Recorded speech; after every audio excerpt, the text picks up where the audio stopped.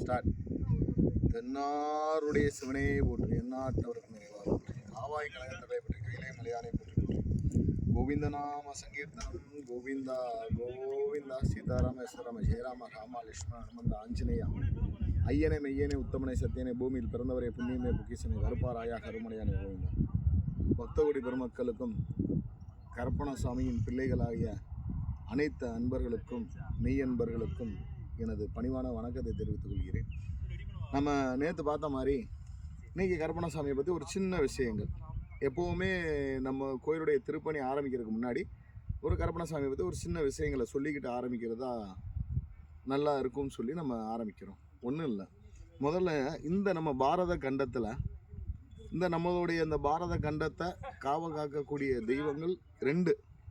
ஒன்று மகாபிரபு ஆஞ்சநேயர் சுவாமி, இன்னொன்று மகேஸ்வர சக்தி பெற்ற கருப்பணசுவாமி. அதாவது அண்ட பகிரண்ட மகா பிரம்மாண்டங்கள் அனைத்தையும் காவ காக்கிறது தான் நம்ம கருப்பணசாமியோடைய வேலை.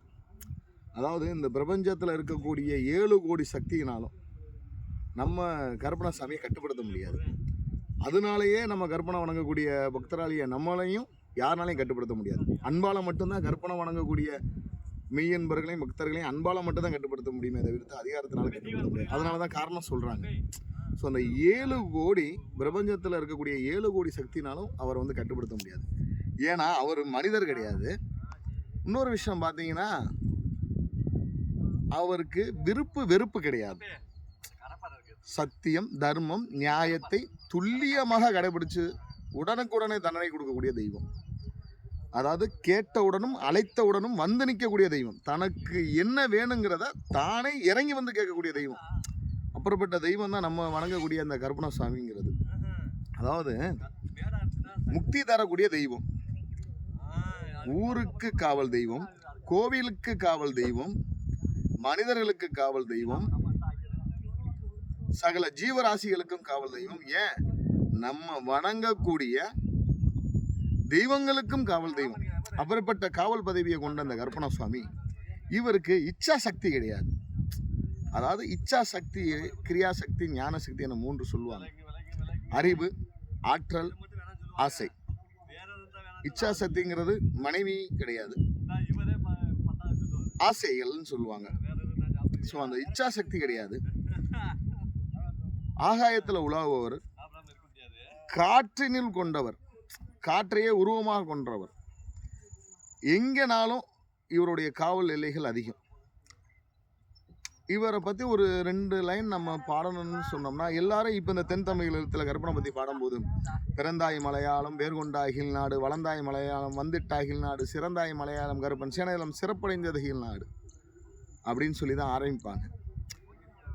அப்படிப்பட்ட தெய்வம் நம்ம வணங்கக்கூடிய கருப்பணசாமிங்கிறது.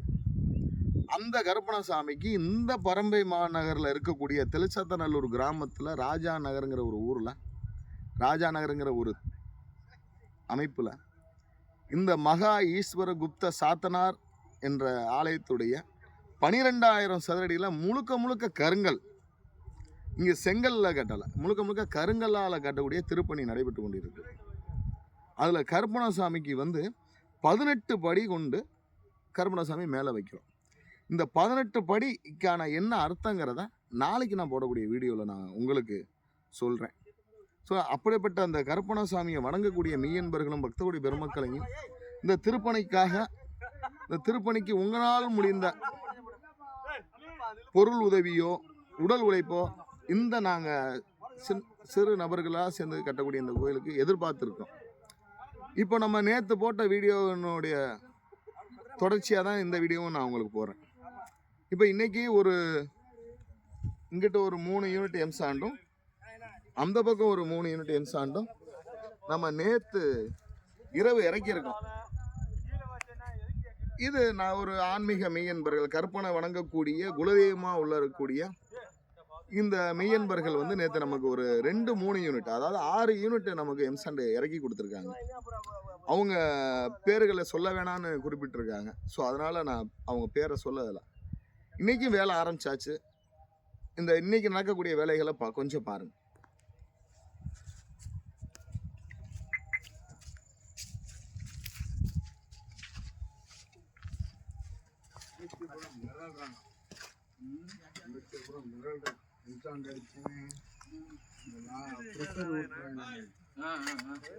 பாறை உடைச்சு அரைக்கிறான்ல, பாறையெல்லாம் உடைக்காதேன்னு ஆடு போட்டாங்க அமைச்சு. சும்மா வைப்போம். இன்னைக்கு வேலை பார்த்துக்கிட்டு இருக்காங்க. இன்னும் பேஸ்மெண்ட்டாக வேலை இன்னும் ஒரு 6-7 நாள் குறையாம இந்த பேஸ்மெண்ட்டை வேலை போகும். உங்களுடைய உடல் உழைப்பையும் பொருள் உதவியும் கொடுத்தா ரொம்ப சந்தோஷமாக நாங்கள் எதிர்பார்க்குறோம். ஆன்மீக மெய்யன்பர்களும் பக்தோடி பெருமக்களையும் அன்புடன் திருப்பணிக்கு அழைக்கின்றோம். தெய்வ சிந்தனையுடன் சக்தி நெறி கொண்டு கவலைகளை அற்று கடமையை செய்து உயர்ந்து வாழுங்கள். ஸ்ரீ அருள்மிகு 18ஆம் படி கருப்பண சுவாமியின் திருவடிகள் சரணம் சரணம் சரணம்.